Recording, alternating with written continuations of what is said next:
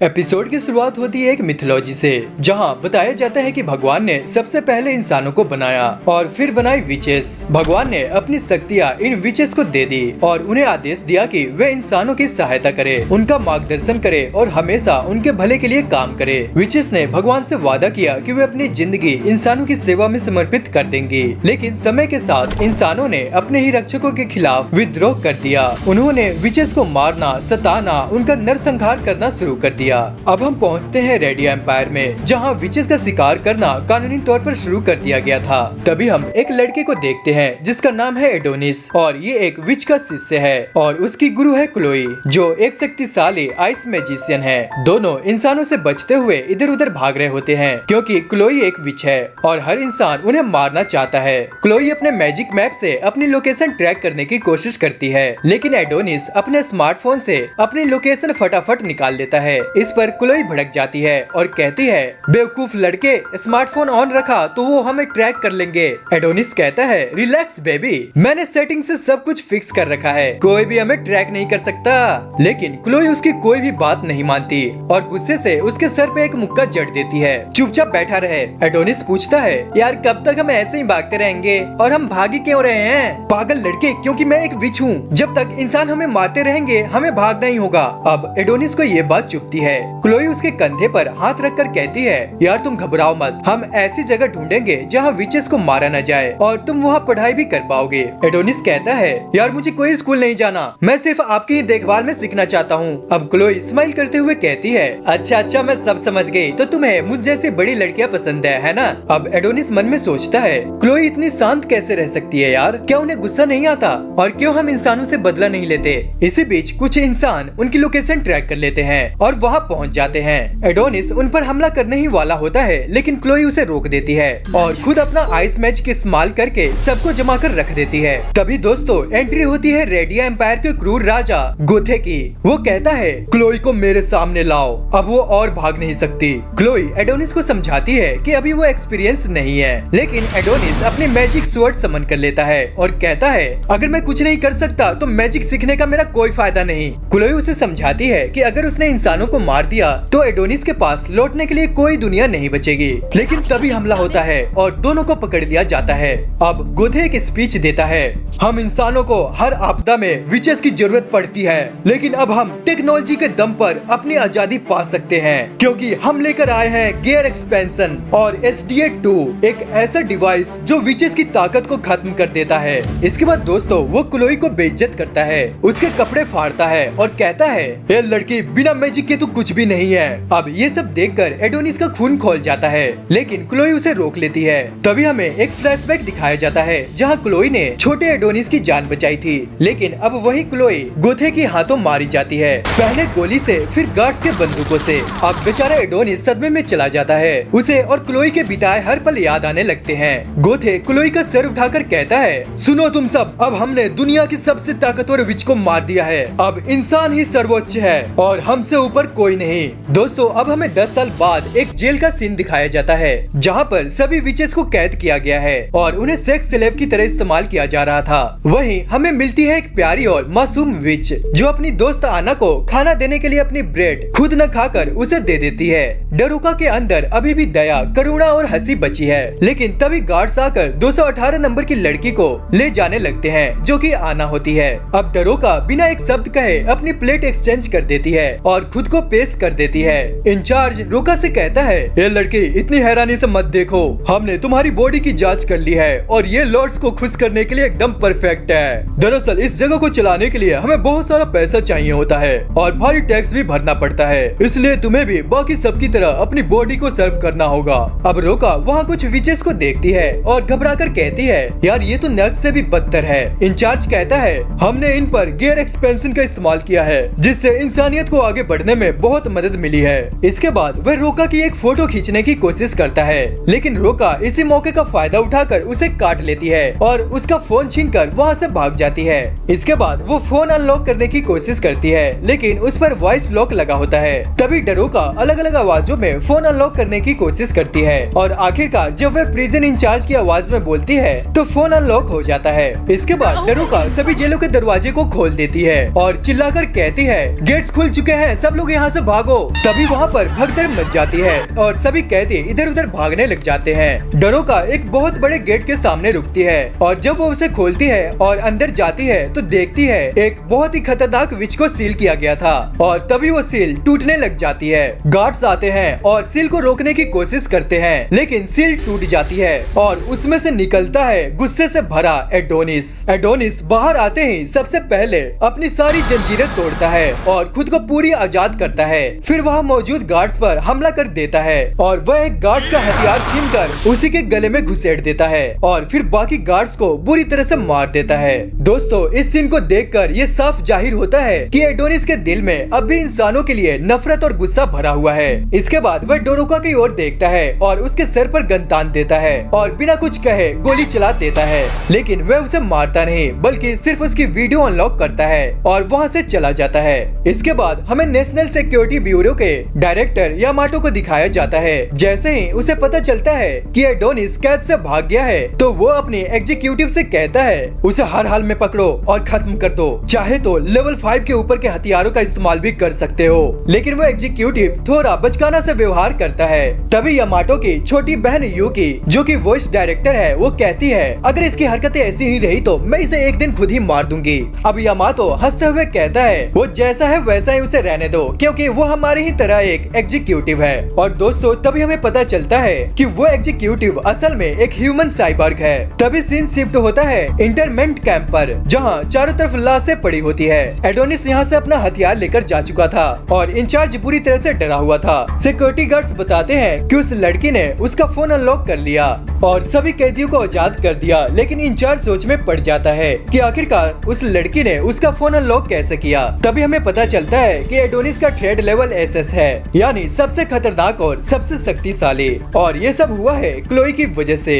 तभी दोस्तों, हम एडोनिस को बिल्डिंग की छत पर बैठे हुए देखते हैं। वह ब्रिटिश स्टाइल मैजिक का इस्तेमाल करता है और एक बुलेट फायर करता है, जो उसकी मैजिक की वजह से एक विशालकाय गोली बन जाती है और सीधा एक बिल्डिंग से टकरा जाती है। अब एडोनिस गुस्से से कहता है, अब वक्त आ चुका है इस दुनिया के आखिरी इंसानों को मिटा देने का। इसके बाद हम फिर से प्रिजन में देखते हैं। वहाँ के सभी विचेस को मार दिया गया था और ये सब उस एग्जीक्यूटिव साइबर्ग ने किया था। वह इंचार्ज के सामने उसकी ओर गन तान देता है और उसे भी मार देता है। तभी दोस्तों, हम रोका को देखते हैं, जो एडोनिस की मचाई तबाही को देखकर कहती है, ये सब मेरी गलती है, मैं उसे रोक नहीं पाई। आगे हम एडोनिस को एक बार फिर से एम्पायर के अंदर घूमते हुए देखते हैं। वो सोचता है, अगर यहाँ क्लोई होती तो वो मेरी तारीफ नहीं करती बल्कि कहती, तुम्हारा बदला लेने से मैं जिंदा थोड़ी हो जाऊंगी, तुम्हें अपनी जिंदगी जीनी चाहिए थी। मुझे यकीन है वो यही कहती। लेकिन दोस्तों, अब 10 साल बीत चुके थे, लेकिन फिर भी फर्क नहीं पड़ता कि कितना टाइम बीत चुका है। क्लोई, मैं वो आवाज, वो चेहरा, वो लम्हा कुछ नहीं भूल सकता। फिर एडोनिस अपनी मैजिक का इस्तेमाल करता है और कहता है, मैं भी तुमसे प्यार करता था क्लोई। इसके बाद दोस्तों, वे जमीन के नीचे से एक विशालकाय जायंट को समन करता है, जो निकलते ही भारी तबाही मचाने लगता है। तभी सीन शिफ्ट होता है एक पुलिस स्टेशन में, जहां एक कॉल आती है और बताया जाता है कि इस शहर में एक बहुत बड़ा जायंट देखा गया है और पुलिस वाला उसे एक प्रैंक कॉल समझकर उसे डांट देता है। लेकिन जब वो बाहर जाकर देखता है तो उसकी आंखें फटी की फटी रह जाती है। यहाँ तो सच में एक विशाल जायंट मॉन्स्टर खड़ा है। इसके बाद वो तुरंत कहता है, NSB को जल्दी बुलाओ। अब एडोनिस उस जायंट की मदद से पूरे शहर में तबाही मचा रहा होता है। कई लोग मलबे के नीचे दबकर मर रहे होते हैं और एडोनिस बदला लेने के लिए गोते की तरफ बढ़ रहा होता है। दूसरी ओर डायरेक्टर यामाटो अपने लोगों से पूछता है, क्या ये रिपोर्ट एम्परर तक पहुंचा दी गई है? पर तभी उसे बताया जाता है कि क्वीन ने रिपोर्ट को ब्लॉक कर दिया है, क्योंकि एम्परर की तबीयत बहुत ही ज्यादा खराब है। तभी यामाटो कहता है, इसका मतलब अब मैं अपनी पूरी ताकत का इस्तेमाल करूंगा।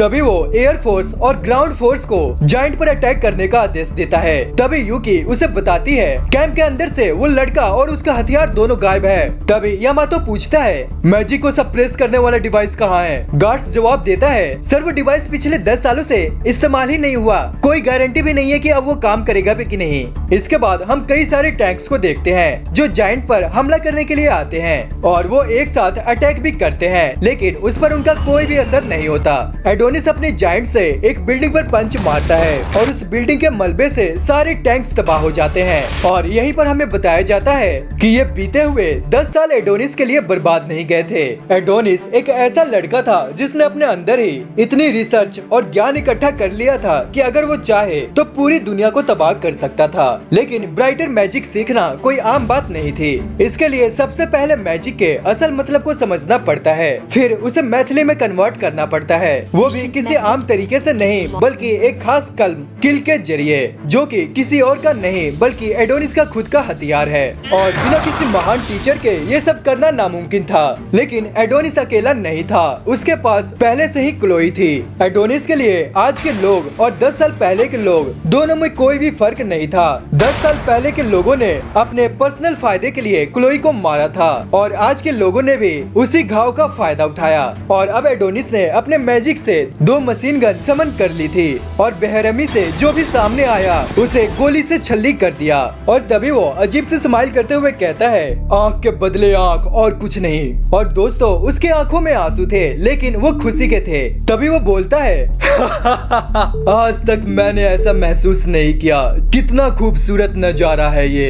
तभी दोस्तों एनएसबी की एक एग्जीक्यूटिव उसकी लोकेशन रिपोर्ट कर देती है और एयरफोर्स मिसाइल से हमला कर देती है। इस अटैक से उसका जायंट डैमेज हो जाता है और एडोनिस जमीन पर गिर जाता है। उधर दूसरी तरफ एक बच्चा अपनी मरी हुई माँ के पास बैठा था और उस पर एक बिल्डिंग गिरने ही वाली थी। तभी डरोका आकर उसे बचा लेती है और उस बच्चे को एक सुरक्षित जगह पर छोड़ देती है और वो खुद एडोनिस को रोकने के लिए निकल पड़ती है। एडोनिस अब भी पूरी तरह से ठीक नहीं हुआ था। दूसरी तरफ एम्परर गोथे बिस्तर पर पड़ा हुआ था और उसकी पत्नी कहती है, लेटे रहिए आप, एम्परर अब भी सुरक्षित है। तभी गोथे खांसने लगता है और उसके मुंह से खून निकलता है और हमें पता चलता है कि वो कभी ना ठीक होने वाली बीमारी से ग्रस्त है। और वो ऊपर देखते हुए कहता है, हे भगवान, क्या ये कोई कर्ज है? इसलिए क्योंकि मैंने सभी विचेस को मार डाला, लेकिन मुझे कोई पछतावा नहीं। ये सब इसलिए किया ताकि हम प्रोग्रेस कर सके। इंसानों को मैजिक की जरूरत नहीं है। तभी दोस्तों हम एडोनिस को देखते हैं। अब तक लगभग सभी फोर्सेस को वो खत्म कर चुका होता है और वो एक गार्ड को मारने ही वाला होता है। तभी डरुका वहाँ पर आ जाती है और वो चिल्लाती है, क्या तुम इतने लोगों को मारकर थके नहीं? मैं अब और मासूम लोगों को मरते नहीं देख सकती। मासूम लोग? मासूम मत कहो उन्हें। ये सुनते ही एडोनिस का खून खोलने लग जाता है। एडोनिस बहुत ही ज्यादा गुस्से में आ जाता है और वो गुस्से में आकर डरोका को जोर से मारता है और डरोका से कहता है, तुम्हारी बातों से लग रहा है तुम भी उन्हीं जैसी हो जिन्होंने मेरी क्लोई को मारा। डरोका कहती है, क्लोई ऐसा नहीं चाहती थी, वो तुम्हारे लिए इम्पोर्टेंट थी। खबरदार जो तुमने क्लोई का नाम लिया। एडोनिस चिल्लाता है और उसका गला पकड़ लेता है। तुम मेरे रास्ते में क्यों आ रही हो? अगर उस दिन इंसानों ने वो गंदी ट्रिक ना अपनाई होती तो क्लोई जिंदा होती। डरोका कहती है, एडोनिस यही नाम है ना तुम्हारा जो एक महान विच ने तुम्हें दिया था और मैं भी एक विच हूँ। अब दोस्तों ये सुनते ही एडोनिस और भी ज्यादा भड़क जाता है। अगर तुम एक विच थी तो उस दिन क्लोई को बचाने क्यों नहीं आई? अब दोस्तों डरोका रोते हुए कहती है, हम बस भागते रहे पर क्लोई अभी भी जिंदा हो सकती है। बस करो तुम, अब उसका मजाक मत उड़ाओ। तभी दोस्तों वो अपनी मैजिक से एक तलवार को समन करता है और डरोका के गले पर रख देता है। मैं तुम्हें मार दूंगा और जो भी क्लोई का नाम लेगा उसे भी। मैं उसे सच में वापस ला सकती हूँ तुम्हारी यादों की मदद से। लेकिन एडोनिस कुछ भी सुनने को तैयार नहीं होता। डरोका उससे कहती है, ठीक है मार दो मुझे, लेकिन मुझे खुशी है कि मैं तुमसे मिली। अब दोस्तों एडोनिस की आंखों में क्लोई की यादें तैरने लगती है और वो रोते हुए पूछता है, क्या सच में कोई ऐसा तरीका है? तभी दोस्तों डरोका हाथ आगे बढ़ाकर कहती है, अब तुम अकेले नहीं हो। और तभी एक गोली आकर सीधा डरोका को लगती है और दोस्तों यहीं पर उसकी जान चली जाती है। और एक बार फिर से एडोनिस के सामने किसी ने क्लोई जैसा किसी को छीन लिया था और दोस्तों गोली मारने वाला कोई और नहीं बल्कि वही साइबर्ग था। तभी हमें इसके बाद एक फ्लैशबैक दिखाया जाता है। हर तरफ आग लगी थी, तबाही मची हुई थी और डरोका भागते हुए गिर पड़ती है। इंसान विचेस पर हमला कर रहे थे। तभी कोई पीछे से उसे पकड़ता है और वो लड़की थी मिया। डरोका पूछती है, क्या हुआ यहाँ? मिया कहती है, पता नहीं, अचानक से ह्यूमंस ने हमला कर दिया, हम अपना मैजिक भी नहीं चला पा रहे। डरोका कहती है, पर हमने तो समझौता किया था ना। और मिस्टर टॉम की बीमारी भी ठीक की थी। तभी मिया डोरोका को एक बॉल देती है और कहती है तुम बहुत स्ट्रॉन्ग हो, मैडम ओलोफिया को जाकर ये सब बताओ। तभी डोरोका भाग जाती है और मिया को वही फोर्स मार देती है। और दोस्तों अब प्रेजेंट में डोरोका की हालत बहुत ही ज्यादा नाजुक है और वो जमीन पर गिरी पड़ी है। एडोनिस घबरा जाता है और कहता है प्लीज तुम मत मरो, बस मुझे ये बता दो कि हम क्लोई को वापस कैसे ला सकते हैं। डोरोका बोलती है हमें विचेस, और इतना कहने के बाद ही अचानक गोलियों की बौछार शुरू हो जाती है। गोलियों की आवाज से एडोनिस डोरोका से दूर हो जाता है और चारों तरफ से फोर्स उसे घेर लेती है। तभी एडोनिस चीखते हुए कहता है तुम विच हो, मुझसे मजाक मत करो, मुझे बताओ कि मैं क्लोई को कैसे जिंदा कर सकता हूँ। सारे सोल्जर्स और एग्जीक्यूटिव्स को लगता है कि मिशन अब पूरा हो चुका है, लेकिन एडोनिस का गुस्सा अब और भी ज्यादा खतरनाक हो जाता है। फोर्स उसे देखकर गोलियां चलाने लग जाती है, लेकिन एडोनिस अपने मैजिक से एक शील्ड बना लेता है और ये मैजिकल शील्ड न सिर्फ उसे बचाती है बल्कि गोलियों को मैनिपुलेट करके उन्हीं पर फायर कर देती है। तभी ये देखकर डायरेक्टर यामाटो गुस्से से तिलमिला जाता है। उसी वक्त वो एग्जीक्यूटिव जो डोरोका को मार चुका था अपनी स्नाइपर निकालता है और दूर से एडोनिस पर फायर करता है। ये धमाका बहुत ही जोरदार होता है, लेकिन एडोनिस को एक खरोच तक नहीं आती। बुलेट उसके सामने रुक जाती है उसकी मैजिक की वजह से। इसके बाद एडोनिस उस बुलेट को बड़ा करके उसी एग्जीक्यूटिव पर फायर करता है और वो बुलेट उसके आधे शरीर को उड़ा देती है। तभी एडोनिस गुस्से से कहता है तुम लोगों ने कैसे सोच लिया कि तुम मुझे मार सकते हो? क्लोई को मारकर अब सोचते हो कि मैं तुम्हें छोड़ दूंगा, लेकिन मैं तुम सबको यहीं पे खत्म कर दूंगा। आगे हम देखते हैं कि यामाटो एडोनिस को बड़ी स्क्रीन पर देख रहा होता है और यूकी से कहता है जल्दी करो यूकी, उसे रोको। तभी यूकी उसी डिवाइस के पास पहुंच चुकी होती है जिससे विचेस को हराया गया था। वो सोचती है अगर मैंने इसे एक्टिवेट कर दिया तो हम एडोनिस को हरा देंगे और फिर मेरे ब्रदर्स मेरी तारीफ करेंगे। तभी दोस्तों वहाँ नेशनल साइंस एजेंसी के कुछ मेंबर्स आ जाते हैं और उनमें से एक औरत बोलती है यूकी तुम काफी मजबूत हो गई हो, लेकिन मैं तुम्हें ये मशीन ऑन करने नहीं दूंगी। यूकी पूछती है क्यों, और इसके बाद वो यामाटो को कॉल करती है और कॉल पर वही साइंस एजेंसी की लेडी बात करती है। लेडी बताती है तुम्हें याद है वो डिफेक्शन ऑफ डिजीज, वही बीमारी जो 10 साल पहले उन सोल्जर्स को हुई थी जो विचेस को मारने गए थे। यामाटो कहता है हाँ, पर तुम ये सब क्यों बता रही हो? लेडी कहती है इस डिवाइस को ऑन करने से वही बीमारी फैलती है, हमने इसे छिपाया क्योंकि ये सेल्स को मार देती है और इससे इंसानों की मौत हो जाती है। अब विचेस जिंदा नहीं है तो हम इसे ऑन नहीं कर सकते, अगर ऑन किया तो इसका रेडिएशन पूरे वातावरण में फैल जाएगा। तभी यामाटो चौंक कर पूछता है तुम्हारा इशारा किंग की तरफ तो नहीं? अब यहाँ पर लेडी चुप होती है और उसी वक्त दूसरी तरफ एडोनिस मौत का तांडव खेल रहा होता है। यूकी डिवाइस को ऑन करने के लिए दौड़ती है और वो लेडी उसे रोकने के लिए उसके पीछे भागती है। तभी यूकी मशीन तक पहुंचकर उसे एक्टिवेट कर देती है और बिना उसकी बात सुने, और जैसे ही डिवाइस एक्टिवेट होती है एडोनिस का मैजिक खत्म हो जाता है और यामाटो फौरन फिर से लेडी को कॉल करता है और कहता है आखिर क्या हुआ वहाँ। अब हमें दिखाया जाता है कि यूकी और वो लेडी दोनों ही बुरी तरह से घायल होते हैं और लेडी के मुंह से खून बह रहा होता है। दूसरी तरफ सारी फोर्स मिलकर एडोनिस पर अटैक करने पहुंच जाती है। एडोनिस नेवकिल को उठाने के लिए भागता है। तभी एक सोल्जर आगे आता है और उससे कहता है तुम्हारी हिम्मत कैसे हुई हमारी सिटी को बर्बाद करने की? तभी दोस्तों एक बिल्डिंग टूटकर उनके बीच गिर जाती है और एक तरफ फोर्स और दूसरी तरफ एडोनिस और वो सोल्जर अपनी गन से एक ब्लेड निकालता है, पर एडोनिस सोचता है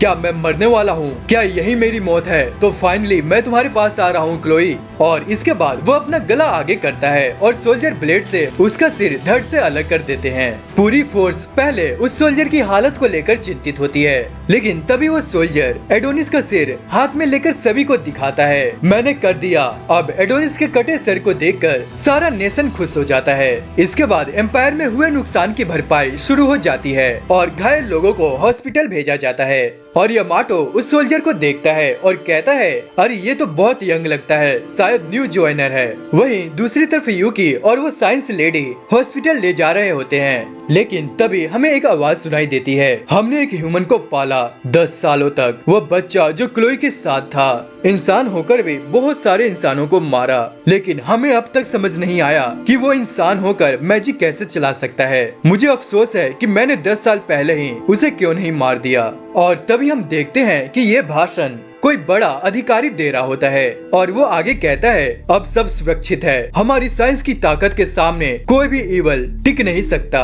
वहीं दूसरी ओर एक लड़की स्कूल में फोन पर उसका भाषण सुन रही होती है। टीचर कहता है अब सब खत्म हो चुका है और कल से तुम लोगों का एग्जाम है। तभी एक लड़का पूछता है टीचर अगर वो लड़का इंसान था तो विचेस की तरफ से क्यों लड़ा?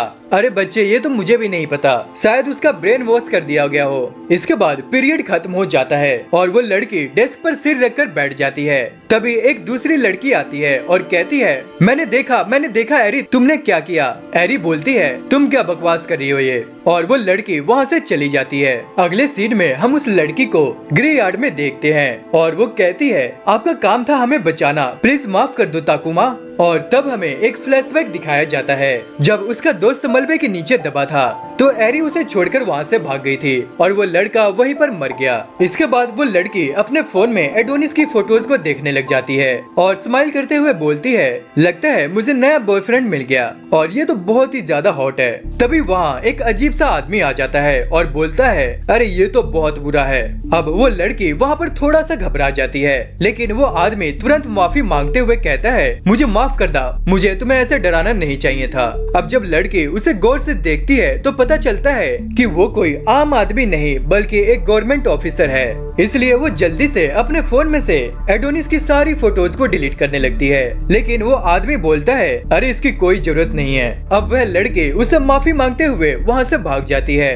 अब हमें पता चलता है कि इस आदमी का नाम ओईजी है और ये कॉल पर बात करते हुए कहता है एक हाई स्कूल की लड़की यहाँ से भाग रही है, पकड़ लो उसे। मुझे फर्क नहीं पड़ता उसके साथ क्या होता है, या तो नेशन उसे मार देगा या उसे सुधार देगा। अब हमें पता चलता है कि ये आदमी कोई मामूली अफसर नहीं है बल्कि ये नेशनल इंटेलिजेंस एजेंसी का एक डायरेक्टर है और उसका नाम है ओजी गार्जियस। वहीं दूसरी तरफ एक और लड़की जिससे वो कॉल पर बात कर रहा होता है बोलती है प्लीज अगली बार मेरा कॉल पहले उठा लिया कीजिए। तभी हमें आगे पता चलता है कि ये लड़की भी कोई आम लड़की नहीं बल्कि नेशनल इंटेलिजेंस की चीफ डायरेक्टर है और उसका नाम है चाम। चाम एक बहुत बड़े पीसी पर रिसर्च कर रही होती है और वो कहती है ये बॉडी नकली है, एडोनिस की बॉडी नकली है। तभी हमें एडोनिस का बॉडी दिखाया जाता है और अचानक उसकी आंखें खुल जाती है और तभी हम एक यूनिवर्स का सीन देखते हैं और फिर एडोनिस जोर से चिल्लाता है। उसके चारों तरफ कई नर्सेस और लैब स्टाफ खड़े हो जाते हैं और वो सब कहते हैं एक इंसान इतना दर्द नहीं सह सकता। फिर तभी वहाँ आती है मैडम ओलिविया और वो कहती है हिम्मत रखो। इसके बाद वो अपनी मैजिक से एडोनिस को उसकी सारी यादें लौटा देती है। तभी हमें फ्लैशबैक में दिखाया जाता है कि एडोनिस की मौत फेक थी। वो अपनी आंखें खोलता है और देखता है कि उसके सामने उसका कटा हुआ सिर पड़ा है और वही खड़ी होती है वही सोल्जर जिसने उसका सिर काटा था। वो बताती है मैंने डेथ कैंसिल मैजिक का इस्तेमाल किया था इसलिए तुम आज जिंदा हो और ये शरीर तुम्हारा असली शरीर नहीं बल्कि एक डुप्लीकेट बॉडी है। तभी दोस्तों एडोनिस हैरान रह जाता है और वो सोल्जर अपना नाम बताती है एना और फिर वो उसे मैडम ओफी के पास भेज देती है। अब तभी हमें पता चलता है कि एडोनिस मरा नहीं था बल्कि वो सिर्फ एक इमोशनल ट्रिक थी। अब एडोनिस दर्द में तड़पने लगता है और अचानक उसकी आंखें खुल जाती है, वो जमीन पर गिर जाता है। तभी मैडम ओफी उसे गले लगाते हुए कहती है तुम्हारा बहुत बहुत शुक्रिया हमारे लिए लड़ने के लिए। एडोनिस पूछता है तुम कौन हो? मैडम ओफी कहती है ये जो जगह तुम देख रहे हो ये है विचेस का नेशन। अब एडोनिस को व्हीलचेयर पर बैठाकर एक टूर कराया जाता है। वो देखता है कि यहाँ के सभी विचेस काफी खुश है और शांति से अपनी जिंदगी जी रही है। इसके बाद उसे मैडम ओलिविया के पास ले जाया जाता है। एडोनिस कहता है मुझे नीचे उतारो मैं खुद चल सकता हूँ, लेकिन मैडम ओलिविया कहती है नहीं तुम्हारा शरीर अब भी बहुत वीक है, ये लैंड तुम्हारे शरीर के लिए बना ही नहीं है। तभी कुछ विचेस आकर उसे कुछ फ्रूट्स देती है। एडोनिस पूछता है मैं यहाँ कैसे आया? ओलिविया कहती है मैंने तुम्हें इनवाइट किया, क्लोई सच में एक बहुत अच्छी लड़की थी। एडोनिस पूछता है तुम उसे कैसे जानती हो? ओलिविया कहती है यहाँ की हर विच उसे जानती है, वह स्मार्ट थी, स्ट्रॉन्ग थी और सूरज की तरह चमकती थी, लेकिन वो विचेस के बीच नहीं रह सकी। एडोनिस कहता है कि आपने उसे निकाल दिया सिर्फ इसलिए क्योंकि उसने एक ह्यूमन चाइल्ड को मैजिक सिखाया। ओलिविया कहती है क्या क्लोई ने तुम्हें ये बताया? एडोनिस कहता है नहीं मैंने ये खुद समझ लिया, इतने टाइम तक जो उसके साथ रहा हूँ। ओलिविया कहती है मैजिक हमारे लिए सिर्फ पावर नहीं बल्कि हमारे और भगवान के बीच का एक पवित्र रिश्ता है। ये मानवों के लिए नहीं बना लेकिन क्लोई ने तुम्हें सिखाया। हमने उसे रोका लेकिन उसका एक ही जवाब था, माफ करना। एडोनिस कहता है क्या आपको क्लोई याद नहीं आती? ओलिविया कहती है माफ करना। इसके बाद ओलिविया उसे एक किल दिखाती है, एक जादुई पेन जो क्लोई ने खुद एडोनिस के लिए बनाया था। और जैसे ही एडोनिस उसे लेने के लिए आगे बढ़ता है वो गिर जाता है क्योंकि उसका शरीर अब भी बहुत ही ज्यादा कमजोर था। ओलिविया कहती है ये क्विल एक मास्टरपीस है, इसमें ड्रैगन की आंखें लगी है और इसे क्लोई ने तुम्हारे लिए बनाया था। एडोनिस पूछता है क्या सच में क्लोई वापस आ सकती है? ओलिविया कहती है विचेस कभी झूठ नहीं बोलती। अब एडोनिस बहुत ही ज्यादा खुश हो जाता है और जैसे ही वो ऊपर देखता है वो दंग रह जाता है क्योंकि वो धरती से बहुत दूर है। एडोनिस कहता है आखिर ये जगह क्या है? ओलिविया बताती है ये एक ऐसी जगह है जहाँ ह्यूमंस कभी भी पहुँच नहीं सकते। ये है लूना मीनिया, विचेस का नया नेशन। अब एडोनिस स्पेस सूट पहनकर धरती की तरफ देख रहा होता है। ओलिविया कहती है ह्यूमंस ने साइंस में तरक्की की है लेकिन भगवान की दया से हम बच गए। इसके बाद वो उसे कई विचेस की कब्रें दिखाती है और बताती है इन्हें इंसानों ने मारा। फिर वो उसे एक पेड़ के पास ले जाती है जिसका नाम होता है मीटो ट्री। वो बताती है ये पेड़ विचेस को जन्म देता है। हम यूनिसेक्स होते हैं, हमारा कोई जेंडर नहीं होता। हम इसी पेड़ से फल की तरह जन्म लेते हैं और ये सिर्फ एक आखिरी मीटो ट्री बचा है, बाकी सभी इंसानों ने जला दिए। तो दोस्तों कैसी लगी आपको ये वीडियो? इसका नेक्स्ट पार्ट बहुत ही ज्यादा अमेजिंग होने वाला है। मुझे तो ये एनीमे बहुत ही ज्यादा इंटरेस्टिंग लग रहा है। अगर आपको इसका नेक्स्ट पार्ट चाहिए तो कमेंट में मुझे जरूर बताएं। और दोस्तों पिछले 2-3 हफ्तों से मेरी कोई भी वीडियो नहीं चल रही और आप लोग बिल्कुल भी सपोर्ट नहीं कर रहे, तो प्लीज यार ज्यादा से ज्यादा इसे शेयर करो और वीडियो को लाइक, चैनल को सब्सक्राइब और कमेंट करना ना भूलो। तो दोस्तों आज के लिए इतना ही, मिलते हैं नेक्स्ट वीडियो में। तब तक के लिए बाय बाय, टेक केयर।